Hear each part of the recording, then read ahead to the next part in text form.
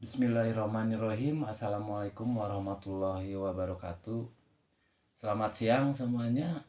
Mudah-mudahan saat ini kita selalu diberikan kesehatan, keberkahan oleh Allah Subhanahu wa taala. Amin ya rabbal alamin. Dalam kesempatan ini izinkan saya memperkenalkan diri sebelum melanjutkan untuk menjelaskan learning point dari modul fungsional yang menjadi salah satu tahapan pre-learning dari Plantation Leadership Development Program 3 Angkatan 11 Pendukung Bisnis. Baik, nama saya Dede Saripudin, biasa dipanggil Dede Dayins dari PTPN 1 Regional 2 ex PTPN 8 Bandung. Dalam video learning ini diambil dari beberapa materi, di antara lain manajemen sumber daya manusia, manajemen kesekretariatan dan humas, CSR dan TJSL, hukum dan perizinan, SMK 3, dan juga pengadaan barang dan jasa. Mulai dari manajemen sumber daya manusia, Human Capital Management Framework. Elemen 1, Core and Primer Process, mencakup aktivitas atau fungsi-fungsi utama dalam pengelolaan SDM yang terdiri dari 4 kelompok besar, yaitu pengelolaan rekrut dan seleksi, pengelolaan produktivitas karyawan, pengelolaan talenta organisasi, dan pengelolaan reward dan retensi karyawan.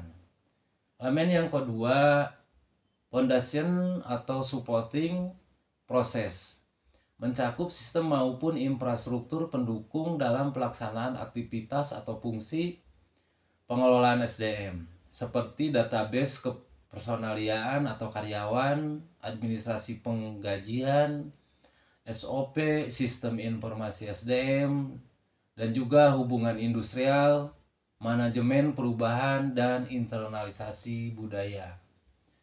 Lanjut ke kehumasan. Jenis-jenis sekretaris. Sekretaris organisasi, sekretaris pribadi, dan juga sekretaris pimpinan. Sekretaris organisasi atau sekretaris instansi, sekretaris perusahaan, atau bisa disebut business secretary, eksekutif secretary, yang di samping menjalankan tugas atas perintah pimpinan juga berperan sebagai manajer yang mengelola suatu unit kerja dalam bidang kesekretariatan. Contoh, sekretaris jenderal, sekretaris kabinet, juga sekretaris wilayah. Sekretaris pribadi, seorang yang mengerjakan kegiatan perkantoran untuk membantu seseorang dan bersifat pribadi. Dengan kata lain, sekretaris pribadi ialah seseorang yang diangkat dan digaji oleh perorangan. 3. Sekretaris pimpinan, seseorang pembantu pimpinan yang bertugas mengerjakan tugas perkantoran untuk pimpinan tertentu. Pengertian sekretaris. Pengertian sekretaris berasal dari bahasa Latin, yaitu secretum, yang memiliki arti rahasia. Dalam bahasa Prancis disebut dengan secrétaire. Dalam bahasa Belanda disebut dengan secretares.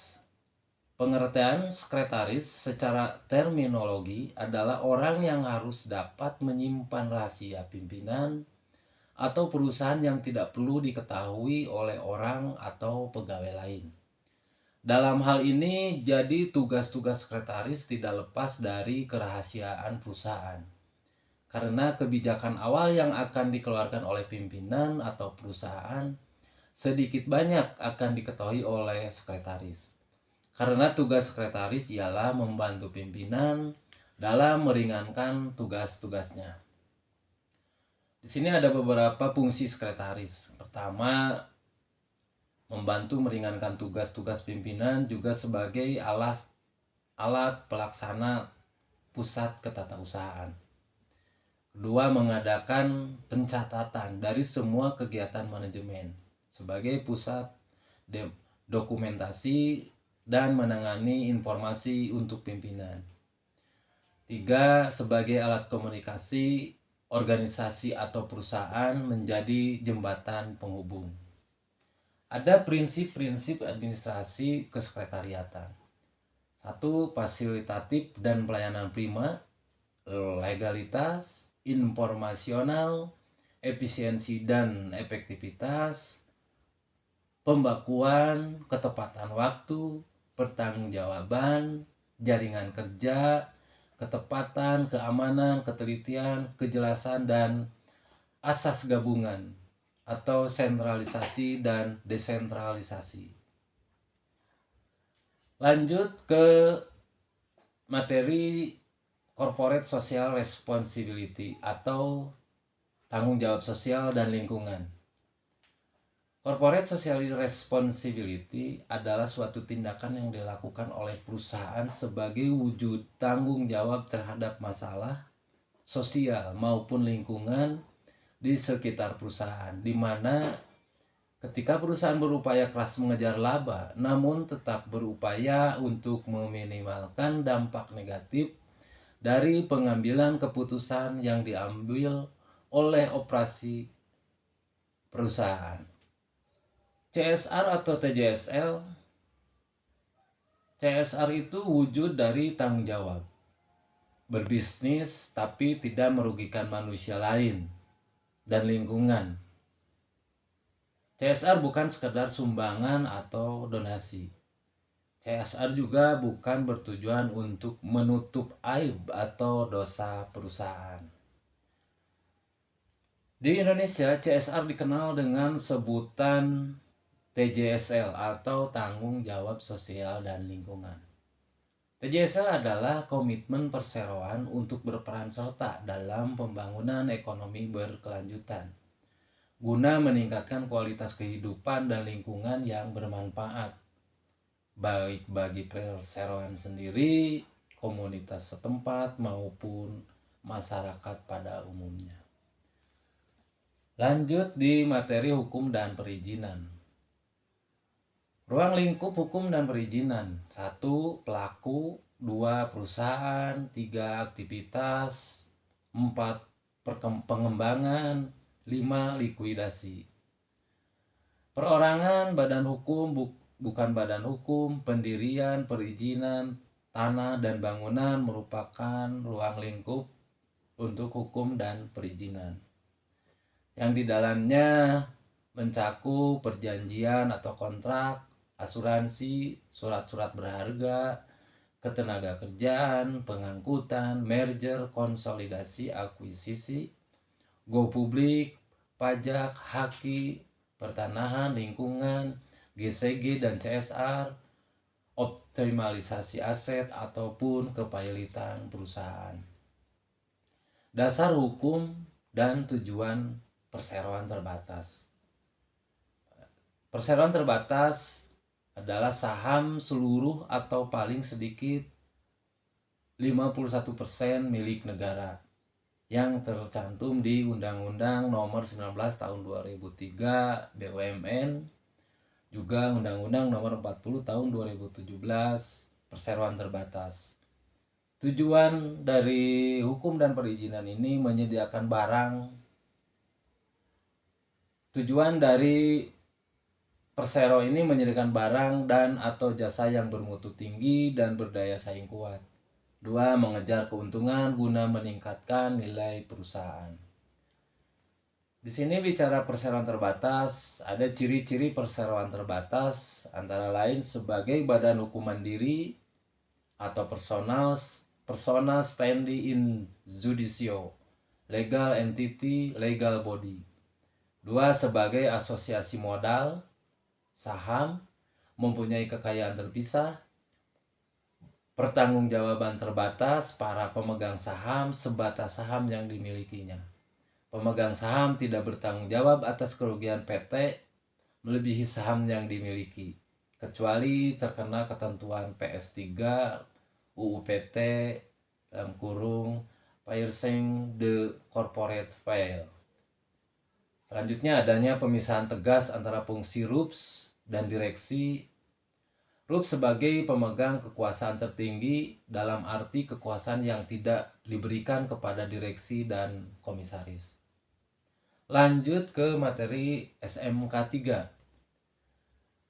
SMK 3 didefinisikan satu, menurut peraturan pemerintah nomor 50 tahun 2012.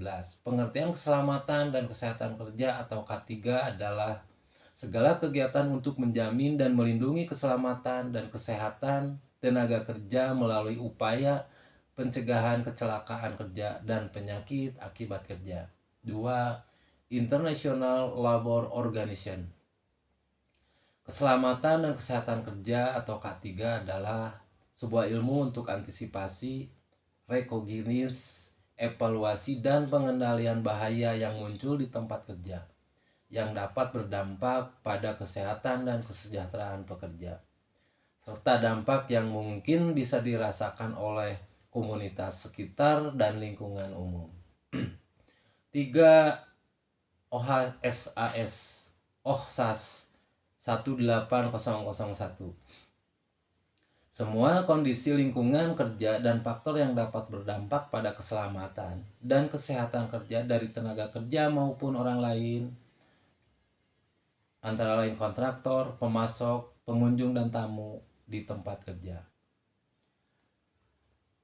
Skop cakupa mulai dari pengendalian sumber bahaya, yaitu keselamatan, pengendalian bahaya sehingga tidak terjadi kecelakaan kerja.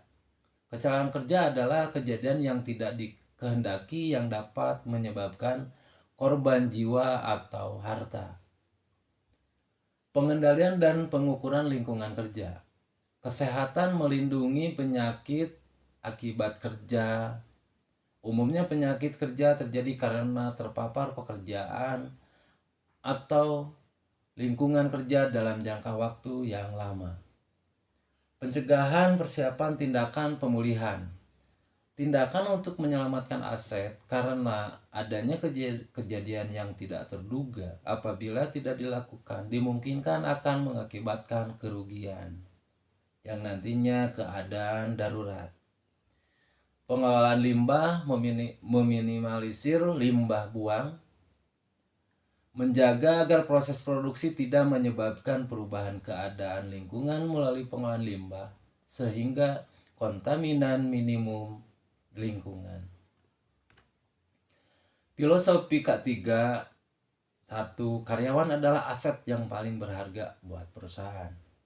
Karyawan sebagai manusia keselamatan dan kesehatannya tidak bisa digantikan dengan apapun, sehingga ketika menjadi aset terpenting, setiap proses bisnis harus mempertimbangkan keselamatan karyawannya sendiri. Semua kecelakaan bisa dicegah. Pada dasarnya semua kecelakaan dapat dicegah. Kecelakaan terjadi karena kesiapan pencegahannya masih kurang. Jika kita mendapati kecelakaan dan belum menemukan pencegahan yang tepat, maka perlu dilakukan studi lebih dalam terhadap kecelakaan tersebut.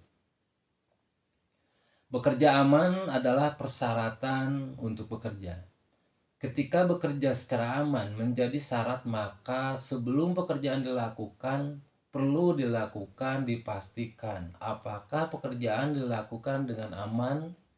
Jika belum aman, maka pekerjaan harus ditunda, diubah, atau dibatalkan sampai dapat dikerjakan dengan aman. Keselamatan adalah tanggung jawab semua pekerja sesuai posisinya. Keselamatan bukan hanya tanggung jawab petugas K3 atau manajemen, melainkan tanggung jawab semua pekerja sesuai dengan jabatannya. Tentunya setiap jabatan memiliki tanggung jawab yang berbeda. Perlu didefinisikan peran tanggung jawab setiap pekerja. Karyawan harus diberi pelatihan. Setiap karyawan harus diberi pelatihan pada setiap pekerjaan yang akan dilakukan. Karena kemampuan dan pemahaman setiap karyawan tentu berbeda-beda. Setiap karyawan harus dilatih sehingga memiliki kompetensi agar dapat bekerja secara aman. Semua pekerjaan harus bisa dilakukan dengan aman. Bekerja secara aman merupakan syarat sehingga semua pekerjaan harus dilakukan dengan aman. Jika pekerjaan tidak dapat dilakukan secara aman, maka tidak boleh dikerjakan. Pekerjaan harus dirancang dan dipersiapkan agar dapat dikerjakan secara aman. Yang terakhir, materi pengadaan barang dan jasa. Di sini terlihat bagian supply chain dari hulu ke hilir. Mulai dari raw material, supplier, manufacturing, distribution, customer, sampai ke consumer. Komponen penting supply chain yaitu satu, rantai pasok hulu, upstream supply chain. Lalu rantai pasok internal, internal supply chain.